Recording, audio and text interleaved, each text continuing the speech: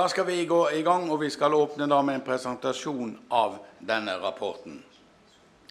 And most of all, it is a pleasure and an honor for me to introduce to you Dr. Julia Betts, the leader of the team that has written this report.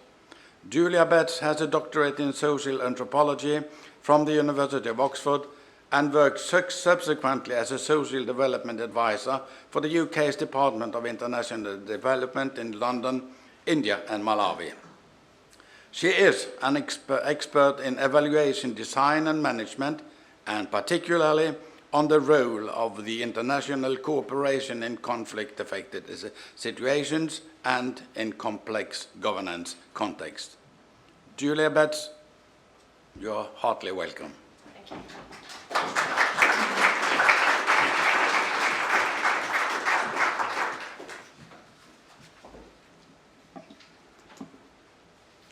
Thank you. I would like to start with an apology for not being able to address you in Norwegian, but I recognize that everybody in the room is virtually bilingual, so I ask your patience. Before I present the findings of this evaluation, I would like to build on Per Øyvind's remarks and remind us of the context in which this study took place. The Syria crisis is now protracted. We are into the 6th year, and no end is in sight. It is highly complex, involving multiple factions of different political persuasions, global superpowers, the rise of ISIL or Daesh, and regional geopolitics. And it is widespread, affecting countries in the region, globally, Europe and Norway, of course. Inside Syria, in 2016, 13.5 million people now require humanitarian assistance. 5 million of those are hard to reach.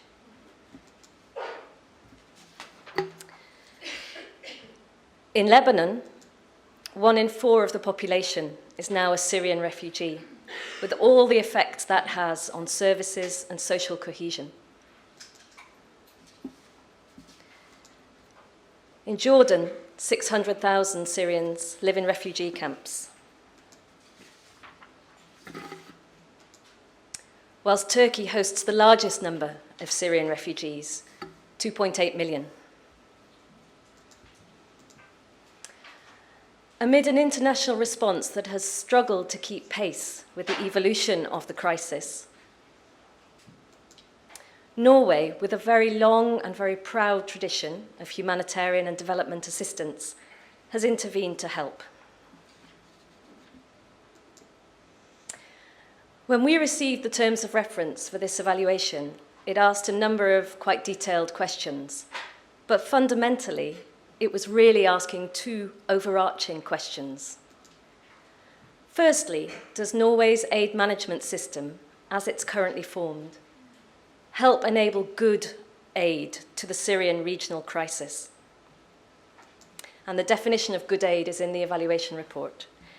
Secondly, has it helped Norway fulfill its international reputation as a good donor to this most complex of crises?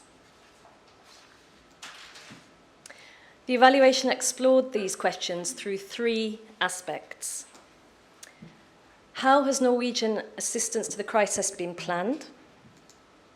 How has it been organized? And how has it been managed? The evaluation focused specifically on Norway's humanitarian and development assistance. It did not look at Norway's political and diplomatic engagement in the crisis, in which Norway takes such a prominent role. And as Per Øyvind has mentioned, it did not consider the effects or results of the assistance. It's too early for that. I will not describe the methodology in detail for anyone interested. It's in the report. But the 2 dimensions I will mention is that first, this was a very systematic evaluation in order that the findings were very well evidenced. It applied 6 building blocks of evidence. It mapped Norwegian assistance, to whom, how much, in which sectors, and that is available as a separate volume to the report. It analysed partner agreements, primarily UN and Norwegian NGOs. It analysed a structured sample of initiatives. It conducted interviews with MFA staff, particularly humanitarian and other sections, and Oslo-based partners here, the NGOs, and it conducted field study in the surrounding countries, Amman, Beirut, Ankara, Gaziantep, and Istanbul. And in order to learn what we can from other systems who are grappling with the same dilemmas as Norway, it did a limited comparison with Denmark, Sweden, and the Netherlands. I should say that many of the issues which Norway confronts are similarly being confronted by your partner bilateral agencies. Like all evaluations, this one has some limitations. Specifically, we struggled with data access. For a team of foreign consultants, the systems here are difficult to interpret. My colleagues doing the mapping had to struggle with 6 different archive systems. So access to documents was not always readily available, and people here are very, very busy. So it was not possible to interview everybody. And of course, the context was changing as we worked.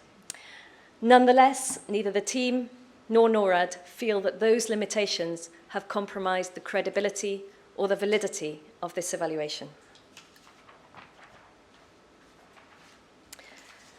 I will now present the overall findings of the report and then explain how we got to those findings in more detail. This evaluation finds overall that Norwegian assistance to the Syria crisis has been planned, managed and organised to mixed effect. Many aspects of the Norwegian aid management system are highly appropriate and relevant for servicing a complex crisis such as Syria. But this appropriateness arises from a responsive model, the very nature of the system itself. It has not been consciously adapted for what is a highly complex emergency. The limitations of the system are causing imbalance, and this in turn is creating increased risk to the assistance and limited accountability for the very high volumes of assistance now being contributed. I will now take you through this story in some more detail. In terms of the planning of Norwegian assistance, Norway, rather than a highly planned approach, adopts a very responsive model. There is no overarching written strategy for the government of Norway's intended response to the Syria regional crisis. That is in common with most bilaterals. There is now a growing trend in the donor community towards a more planned approach as the crisis is now highly protracted. There is evidence of more structured planning within humanitarian assistance in 2015 and 2016. The system prioritises responding to needs and opportunities as they arise and as determined by partners. There are few demands on partners for evidence, and much of the evaluative evidence coming out now from the Syria crisis is that within the UN response in particular, there have been shortcomings in the evidence base. The learning systems applied are strong but mostly informal. In terms of the organisation of the assistance, Norway's model prioritises the shared values, solidarity and mutual respect articulated in the 2008 humanitarian policy. Its partnerships are based on trust, and its primary partners are UN agencies and Norwegian NGOs. The assistance is not structured as a portfolio. It's managed by 12 different sections in the Ministry of Foreign Affairs, and it comprises different initiatives, which in aggregate do not add up to more than the sum of the parts. It does not apply formal funding criteria like some bilaterals do. It is not a competitive model, nor does it intend to be, and arguably nor should it be. Risk management has not been a priority, but there is increased evidence of greater attention since 2015. Funding models were largely annual-based, but are now becoming multi-year, particularly in humanitarian. But the emphasis of the assistance has been on emergency response, yet the international discourse since 2014 has been on resilience, particularly for the surrounding countries. The assistance has not been adapted in detail for the very specific conditions of Syria. Since Norway is not an implementing agency, and it works through partners who in turn contract their own partners often, the specialised approach is needed, for example, the assurance that the international humanitarian principles are being upheld, that interventions are being conflict screened, that do no harm approaches are being applied, are being assumed rather than explicitly tested. Therefore, they cannot be guaranteed. Looking at the funding volumes, there is a reducing focus since 2015 on conflict prevention and peace building. This is slightly surprising given the very important aspect of getting to a peace building resolution. Finally, in terms of the management of the assistance, the decision-making of the system that you have is highly flexible and agile, in contrast to many bilateral donors, and this is a very good and important thing.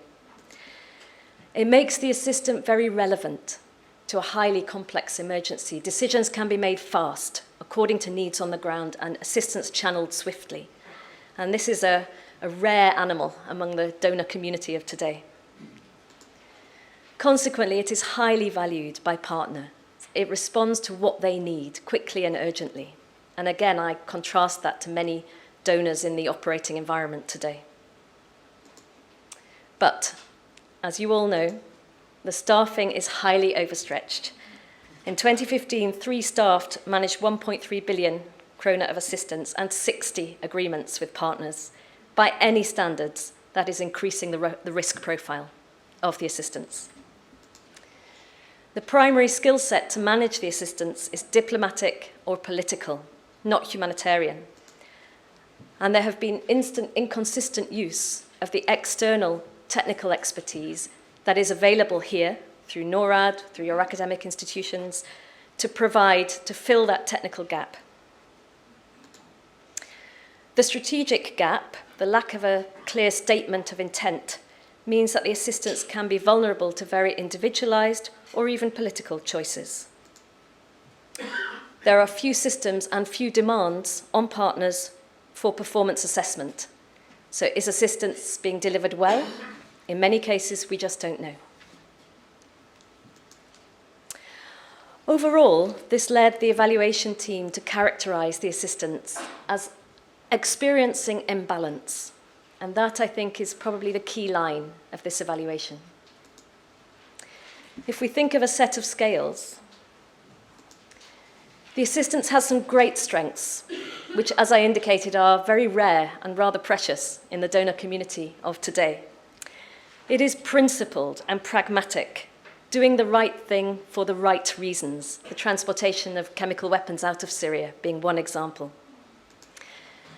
There are many examples of Norway being courageous, funding activities where other donors have feared to tread, the cross-border work, for example. It is trust-based, and it treats its partners as equals rather than subcontractees, and that's an important value in this day and age. It's responsive and it's timely. Again, I contrast this to many donors currently. It's highly flexible, so it can do what matters, when it matters, and adapt to changing conditions on the ground. It's catalytic. There are many examples of Norway stepping forward first, acting as a first responder. The World Bank Trust Fund in Lebanon, indeed, or supporting UNOCHA with its cross-border work and its pooled fund. Norway is a constant partner.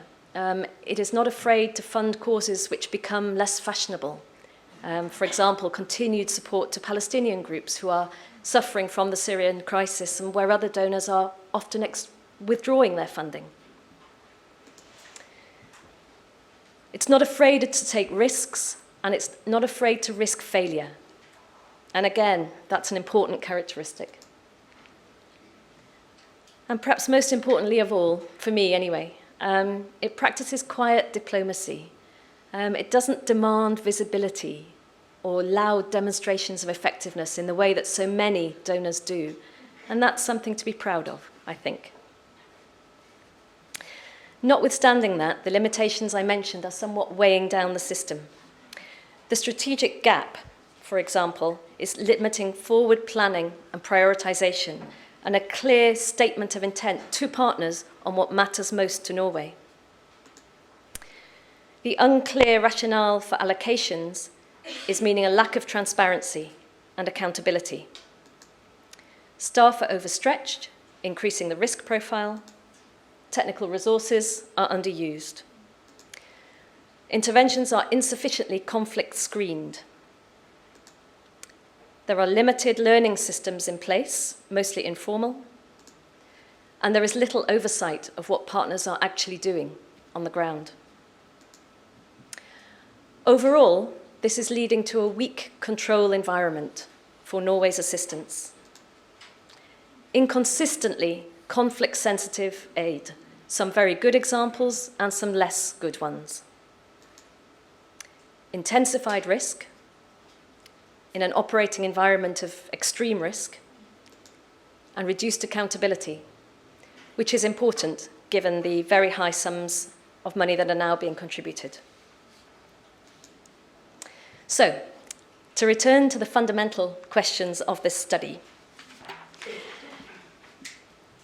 does Norway's aid management system enable it to deliver good aid to the Syrian regional crisis? According to the evidence of this study, the answer is yes, unquestionably yes. By any standards, Norway's aid management system supports and enables good aid to a complex regional emergency. It prioritizes above all humanitarian needs. Its responsiveness enables flexibility to changing needs on the ground. It advocates courage, and it seeks out catalytic and important initiatives. It doesn't seek loud demonstrations of effectiveness, but prioritizes quiet diplomacy, and it's unafraid to lead the way. But this is a qualified yes. The lack of differentiation of the special approaches needed for a complex crisis mean that Norway's assistance does not support consistently intelligent aid. This limitation is constraining Norway in being the best donor it can be to such a complex regional emergency. So, to strike the balance, according to the evidence that we have seen, what needs to change? In drafting the recommendations for this report, the evaluation studied other evaluations which Norway had commissioned prior to this one.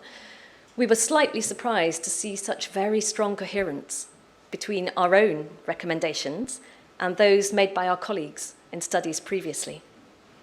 This begs the question for us, for a complex crisis, is the status quo good enough? The recommendations this evaluation makes do not propose any major strategic overhaul or radical change of direction. But they do propose increased differentiation for a very complex emergency. The recommendations suggest reduction in risk, and they aim to improve accountability. We believe that all of them are feasible if implemented at the right level, and we believe that they will support future-proofing for this and other complex crises.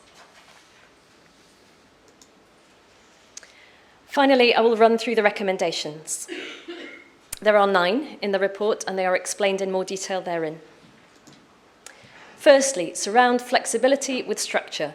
This report does not propose going down the road of many other bilateral donors which have more rigid systems and whose strict procedural requirements imply constrained effectiveness on the ground. But the time is now right and the conditions are appropriate for a strategic statement or framework which sets out Norway's intentions. This can be flexible, it can be reviewed on an annual basis, it can change, but it will support planning, enable prioritisation, and enable communication of intentions to partners. Secondly, acknowledge that the crisis is here to stay. This implies longer-term funding cycles of more than 1 year. Thirdly, structure and make transparent allocations. This does not imply a competitive model for partners, such as other donors use, but it does suggest setting out some criteria and asking partners to respond to those. Fourthly, be transparent and accountable for partner selection. Just make explicit the rationale on which basis partners have been selected, and prepare a matrix of advantages which provide greater accountability for who has been chosen to do what and why. Finally, accept that complex crises are resource intensive. This implies more staffing, not necessarily permanent posts in a government that aims to be lean and efficient, but perhaps short-term contracts or more local staff at embassy level.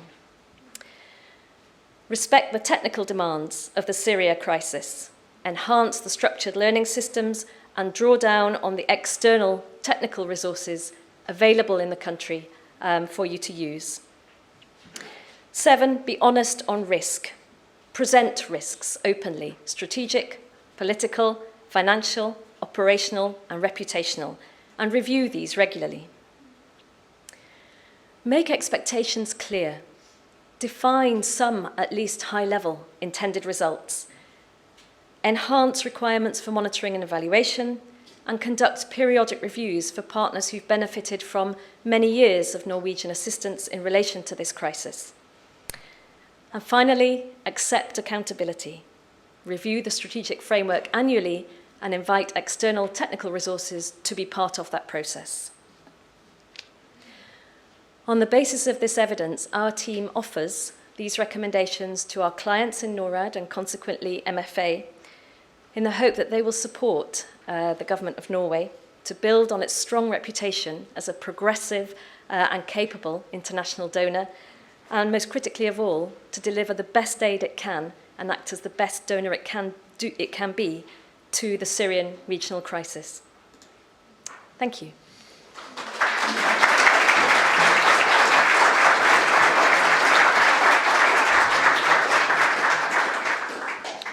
Thank you for this very important, informative and brave report.